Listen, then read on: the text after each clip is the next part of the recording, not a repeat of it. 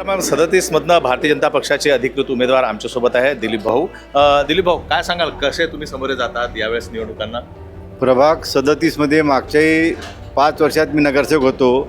3 वर्ष नगरसेवक नसतानाही मी सतत कार्यरत होतो आणि प्रभाग 37मध्ये आतापर्यंत आम्ही 120 कोटीचे कामं मागच्या 8 वर्षात केलेली आहे. या प्रभाग 37मध्ये अशी एकही कॉलनी नाही आहे की जिथे आम्ही काही ना काही काम केलेलं नाही आहे. प्रत्येक कॉलनीत आम्ही काम केलं आहे, प्रत्येक ग्राउंडला काम केलं आहे, प्रत्येक गार्डनला काम केलं आहे.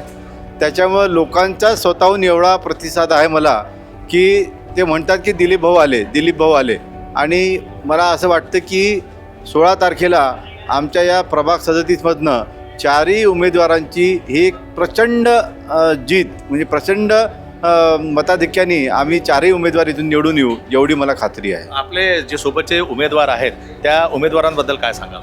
माझ्यासमोरचे जे 3ही उमेदवार आहे तिन्ही एकदम सुंदर उमेदवार आहेत.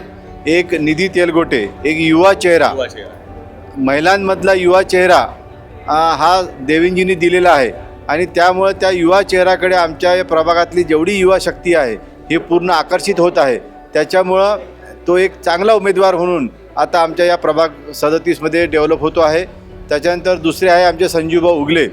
हे जुने शिवसैनिक होते आणि मागच्या 15 वर्षापासून ते भारतीय जनता पार्टी सतत काम करतात आहे आणि त्यांचा दांडगा संपर्क या प्रभागात आहे. या प्रभागामध्ये त्यांना म्हणजे प्रत्यक्ष ओळखणारे असे फार मोठा वर्ग त्यांचा आहे. त्याच्यामुळं संजूभाऊ उगले यांना या प्रभागातून निवडून यायला कुठेही अडचण असेल असं मला वाटत नाही. हा प्रभाग 37 म्हणजे हा मुख्यमंत्र्याचा देखील गड मानला जातो, तर त्याचा निश्चितच तुम्हाला फायदा होईल असं वाटतं का?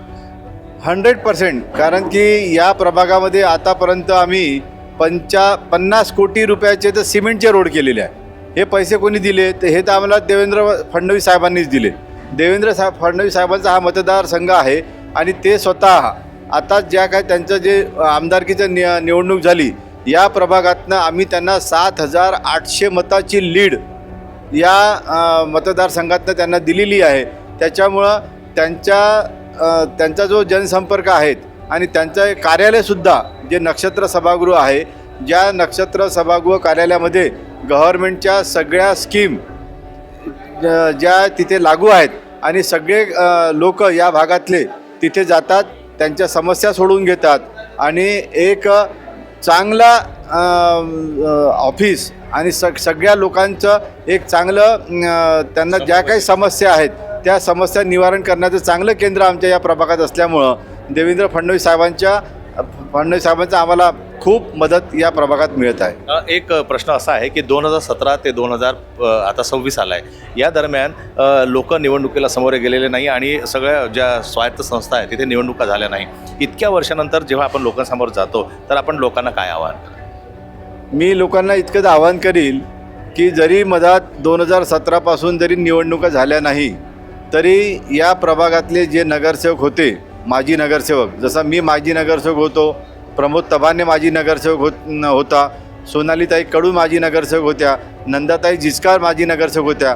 आमचे चौघांचेही कार्यालय याही माजी नगरसेवक असतानाही चालू होते आणि जे काही लोक आमच्याकडे यायचे तक्रारी घेऊन त्या तक्रारीचं निवारण आम्ही त्यावेळेला सतत करत होतो. तसं भारतीय जनता पार्टी ही फक्त राजकारणच करत नाही तर त्यांचं मुख्य काम आहे समाजसेवा करणे आणि आम्ही या प्रभागामध्ये राजकारण फक्त आमचं निवडणुकीच्या काळापुरतं असतं आणि बाकी वेळेस आम्ही संपूर्ण समाजाच्या कशी सेवा करू या दृष्टिकोनातून आमचा प्रयत्न असतो.